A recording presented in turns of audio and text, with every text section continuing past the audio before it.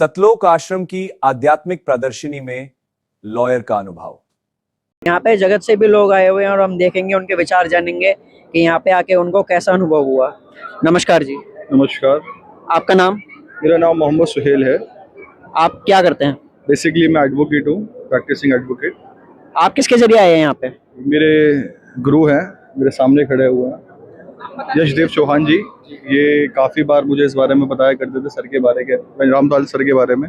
तो बेसिकली आज मुझे बहुत सौभाग्य प्राप्त हुआ यहाँ आने का।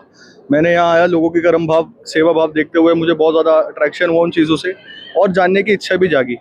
बेसिकली मैं देखता हुआ आया हूँ, जब ये प्रदर्शनी के अंदर मैं आया तो बेसिकली मैंने देखा कि लोग यहाँ पर सुख की प्राप्ति के लिए, शांति के लिए, कामना के लिए और ईश्वर की प्राप्ति के लिए यहाँ लोगों से जुड़े हैं कि उनको मार्ग दिख जाए, क्योंकि ज़िंदगी के अंदर चलाने वाला जो होता है वो गुरु होता है। तो मैं भी गुरु की चाह में हूँ, इसलिए मैंने समझा और जाना, इसलिए मैं यहाँ पर आया और देख रहा हूँ कि गुरु ने रास्ते के साथ साथ कि लोग इतने सारे उनके फॉलोवर्स हैं जो उनको मानते हैं यहाँ पर, और अपनी किसी भी, कहते हैं ना, बिना किसी लाभ के यहाँ पर आके सेवा कर रहे हैं लोग। और मैंने देखा यहाँ पर बहुत अच्छे तरीके से लोगों ने मान सम्मान दिया, प्यार दिया, बिठाया, रिस्पेक्ट दी।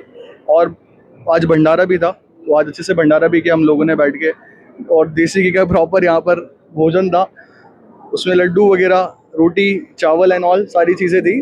और ये चीज़ मुझे उनका तरीका भी बहुत अच्छा लगा, बिठा के तरीके से, और एक प्रॉपर जो मैनेजमेंट के साथ चीज़ें हो रही है यहाँ पर हो रही है। और असल में जो जुड़ने का पर्पस है वो यही है कि आप अपने आप को कैसे डेवलप करोगे ज़िंदगी में।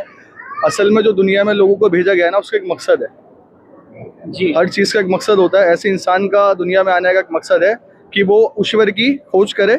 खोज का मतलब ये कि ईश्वर के रास्ते पे चले, उसके कहने के रास्ते पे चले, हर वो काम करे जिससे दूसरे को तकलीफ ना हो। जी, आप जब यहाँ पे आए हैं, आप भंडारा स्थल में गए, आपने खाना भी खाया होगा, तो वहाँ पे आपको कैसा लगा?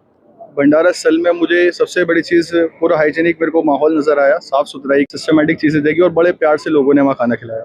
जैसे कि आप वहाँ पे गए होंगे तो वहाँ पे गरीब भी बैठा होगा, अमीर भी बैठा होगा, कोई अच्छे कपड़ों में होगा, कोई साधारण कपड़ों में होगा, तो वहाँ पे आपको देख के ये लगा नहीं कि भेदभाव किया जा रहा है किसी तरह का?